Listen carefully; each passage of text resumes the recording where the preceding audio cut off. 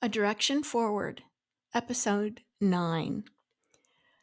I'm going to go backwards a little bit and talk about a direction forward and what caused me to come up with a name and also the podcast. So, what happened was I was going through a really difficult relationship breakup, and my girlfriend asked me to go to church with her on Easter Sunday. And so we went. And the minister was there, and he talked about how God created us with our eyes, our ears, our nose, our mouth, our hands, our feet, all in a direction forward, because God wants us to go forward. He doesn't want us to go backwards. He doesn't want us to look behind and doubt where we're going or heading. And it just clicked. For some reason, it just clicked.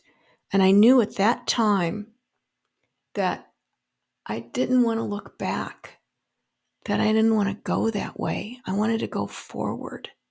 And what was it going to take for me to go forward? And I knew one thing it was going to take was to move from the place I was at and to go with family and other friends. I'd made a lot of friends in Florida, Sarasota, and I miss them terribly. Some of them I think about every day. But I know my direction forward is where I need to be at now.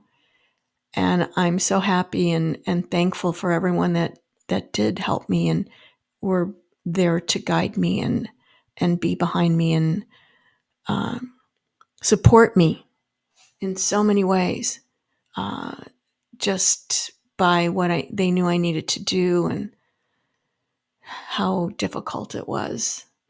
So, a direction forward, I talked about the what was the stories, I guess, that was related to me, and again, just stories that were related to me. It's not ones that I made up. This was what was said to me. So I have absolutely no idea if they're true or not, or how much of it is true or how much of it is made up. But it's a very interesting story. And I know that I've forgotten some details in it, things that probably might mean something to me, might not mean something to anyone else. But the whole focus of it is that now I'm looking for other things that relate and resonate to direction forward. And one of the things that I came across was a clip from Tony Robbins. And he's a real, very energetic and positive type of guy. And he was sitting down with three guys on this podcast. And it has to do with three things that people pretty much focus on and what they focus on more. And one of the things he said is people, the one question is, people, what would you focus on? What you have or what's missing? And if you focus on what's missing, you'll never feel fulfilled. And most people do focus on what's missing instead of what they have. And so I have an awful lot. I have my health. I have a great home. I have a great place that I'm living. I have great friends, family nearby, people that want to be with me and want to share with me and want to, help me create this new place that I've moved to. And so I'm focusing on what I have, and it's a lot, and I'm very, very thankful for it. The other thing is that he mentioned what you can or can't control.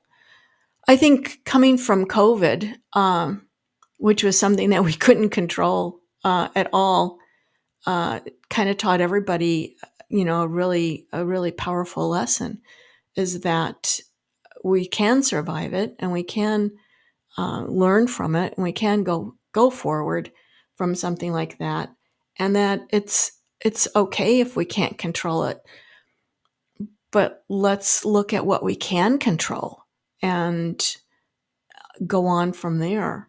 So it's time to move on. And then the other was, what do you think about more, the past, the present, or the future? Well, achievers focus on the future. Depressed people focus on the past. And he asked, when he was talking about this in one of his seminars, he asked people to raise their hand if any of them were on any type of a drug for depression.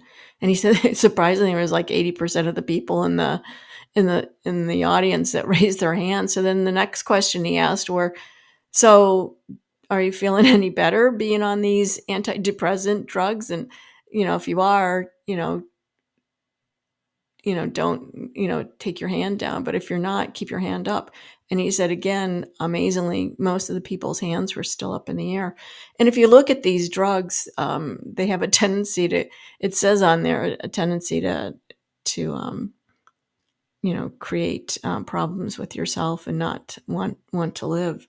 So sometimes maybe instead of dropping a pill, maybe, look at your boundaries and look at ways that you can bounce back. And even if it's just a little thing, like, maybe just starting to take a walk or doing something different or reading a book or going online and looking at things that are positive or things that bring you joy.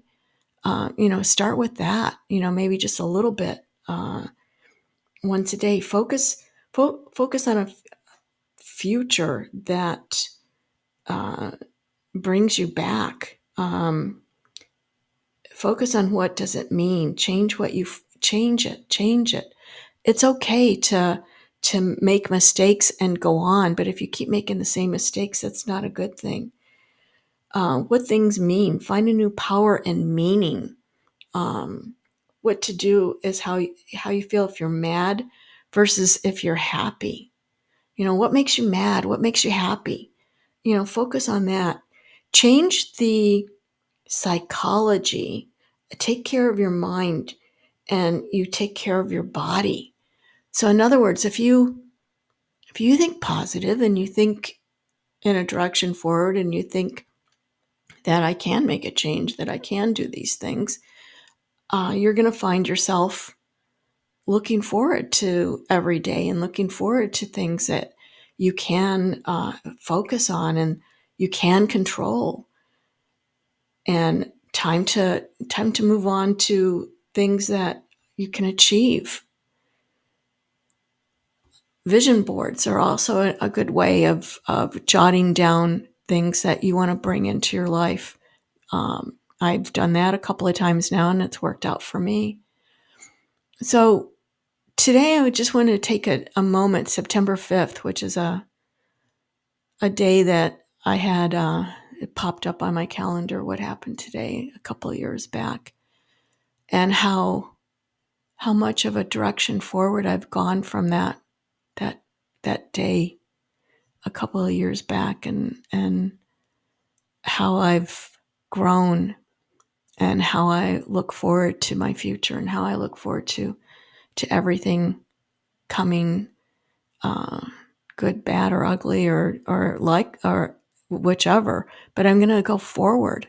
No matter what happens, I'm going to go forward and want to make sure that other people can do that too. So if you have a story you want to tell, or if you want to be on a direction forward, shoot me an email at adirectionforward@yahoo.com. Otherwise, have a great day.